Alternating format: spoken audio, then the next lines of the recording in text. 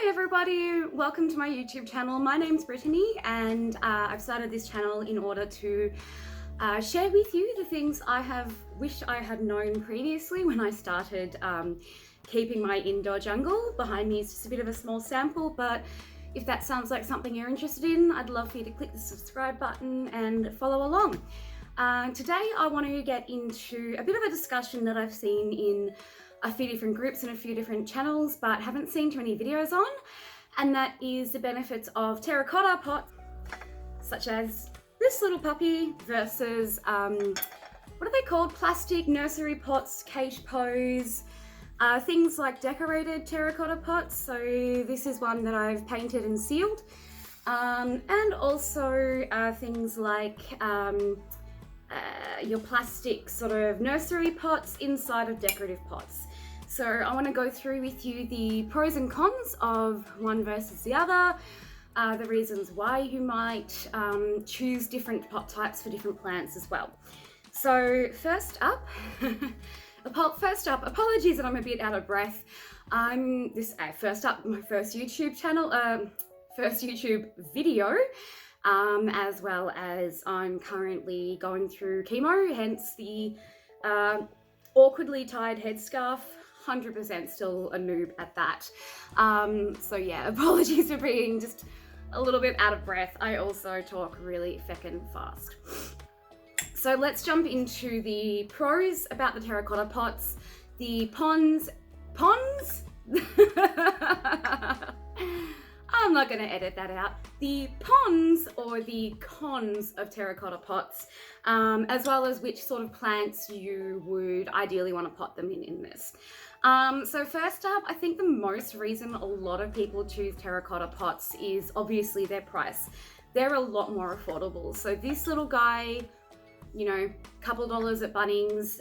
In Australia, our local Bunnings generally has stock. I have had a really hard time getting stock, but generally speaking, they have some stock. If you see my camera wobble, I'll introduce you to one of my two cats. This is Saber.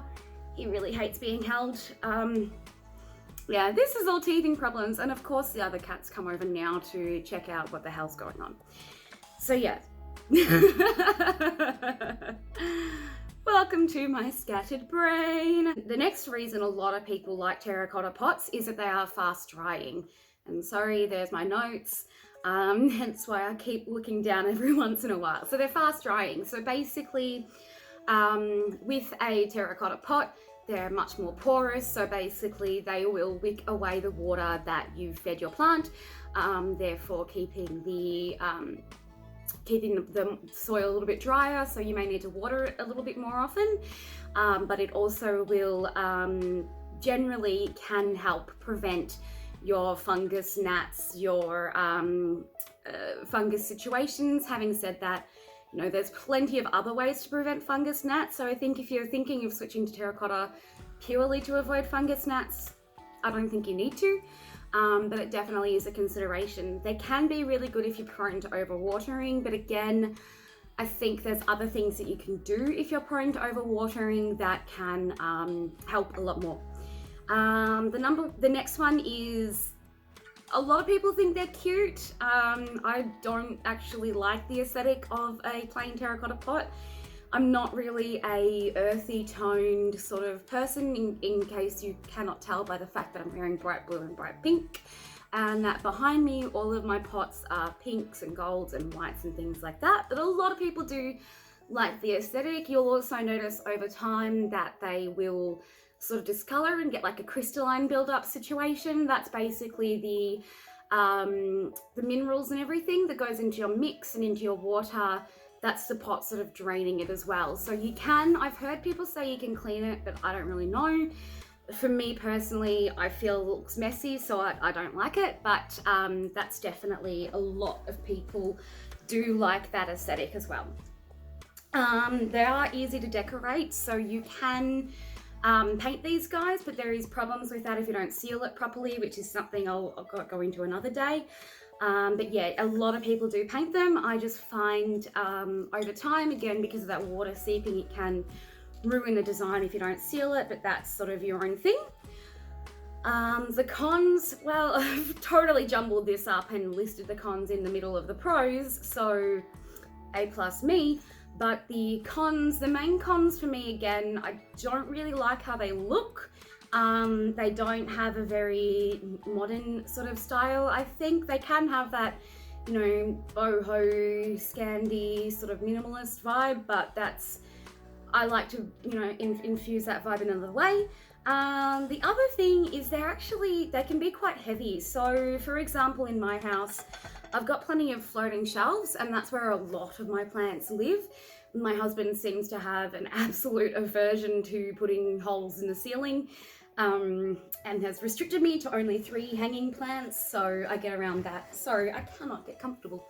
I get around that by having hanging shelves, and I find the extra weight just sort of makes me a bit nervous. So, you know, I really prefer lighter plastic pots in my up high spots. About plants that are really good in it. So again, because of that well draining situation, things that don't like to keep wet. So peperomias, they really don't like staying wet and will tend to wilt and look very, you know, sort of pathetic. Kind of just, they get very floopy. So peperomias are great in this, again, because that moisture wicking prevents you from keeping it too wet. Plants that are susceptible to root rot can be great in this. So for example, I don't know why, I'm a genius at giving my Monstera Adansonii, which is the Swiss cheese guy back here. I'm a genius at giving him root rot. I'm gonna put it down to chemo brain, but I am. So I'm thinking I might maybe move him over to that, I'm not sure. And then cacti and succulents, again, just anything that doesn't like to keep their feet wet are generally going to benefit from a terracotta pot. Having said that, there's also other things like bottom watering that you can do that will prevent that wet feet situation as well. So you don't have to, but it's just, again, up to you. And then the alternatives. So again, I've got a thoroughly sealed terracotta pot. So this one has been painted. The inside has been sealed as well. So it's basically now just a waterproof situation in there. It no longer has that moisture wicking property. So it does still have a pretty big drainage hole in the bottom, you know, so it's not like it's going to have drainage issues or anything like that. But it basically is just, you know, the equivalent of what this guy is, where it's just a decorative pot with, actually not quite like this because this doesn't have a drainage hole, but there you go. And things like this, where you've got your nursery pot and you just pop it inside of your decorative pot and call it a day. That's a Maranta red vein, in case you were curious. So the main reason that people would choose to have pots like this is obviously variety.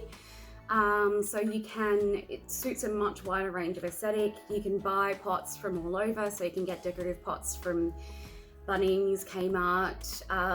Apparently the Reject Shop have great pots, so I wouldn't mind checking those out, you know, one day when Melbourne isn't in lockdown and I'm not sick. One day I'll get to wander the shops again. So yeah, variety. You've got a wide range of aesthetic that you can choose from, and the sky's the limit with pots. You can go, you know, really, really big. So for example, I've got over here, I've got a decorative pot, and then I've got my Ficus Ruby just in its nursery pot inside. So variety is a great one. The other one is for those people like me who are forever redecorating their homes. So, you know, it's very easy to, if you don't like this combination anymore, you just pick up the pant, pop it in, and suddenly the, you know, whole new look is in the Starry Nights pot, and it looks completely different. So you can move it all around, you can plant swap all you want, and I really like that benefit. Obviously there is less water retention in it. Again, you can combat the water retention issue with bottom watering and other techniques. So it's not something I really have to worry about. Durability, so the nursery pots, you know, terracotta pot, your cats knock it, it breaks, plants everywhere, but you know, you no longer have that pot anymore. Whereas with a plastic one, if it drops, it's still gonna be just fine. The weight, so it is a heck of a lot lighter. So I put I don't put my painted pots up on high shelves, generally speaking, because I much prefer having lighter pots up on the high shelves, just less of a, you know, load on my mind. The price, they're pretty affordable, depending on where you get them. Again, you know, I listed off some spots, but where I get most of my sort of cage pose, they're called, is Kmart. You know, I've got the odd ones from Bunnings. Generally with Bunnings, I'll get the smaller ones because I find Kmart sort of really only have this sort of size, like a standard pot size. And then of course the nursery pots are recyclable. They're convenient because you can just keep it in the nursery pot for a while. You can also decorate the nursery pot if you're really low, you know, not low budget, but you really want to save some dollary dues. You can just keep them in this. I actually kind of like the clear containers because you can see the roots. So again, plants that are going to really benefit from a plastic pot situation is something like this guy. So anything that's in the prayer plant sort of family, so you've got your Marantas, your Stromanthes, and your Calatheas. They're going to be really good in this because again, they can stay a little bit wetter and, you know, dry out a little bit less often. They, you know, they still don't like wet feet. Most plants don't, but they do like to stay a little bit damp. As well as I find any pothos or philodendrons such as, you know, devil's ivy, marble queen. I've got some heartleaf philodendrons in them and things like that. So, you know, anything where just a standard house plant doesn't require any extra special needs, is pretty average, it's going to be pretty happy in one of these guys. So that's pretty much all I've got. Again, I'll quickly just go over it. So fast draining, really good for plants that don't like to be staying wet for too long, but again, you're kind of stuck with the same aesthetic, whereas still pretty affordable, but you can change the aesthetic up all the time. You can change the pots around all the time, you can decorate them, and there's plenty of options. So that's it. I hope you enjoyed the video. I hope you got something out of it. If you did, please like, subscribe, and comment. You can check out my Instagram. If you did like this pot and you're in Australia, I will be starting to sell my pots as well soon. So yeah, thank you so much for watching. I hope you have a great day and I hope you subscribe. Bye.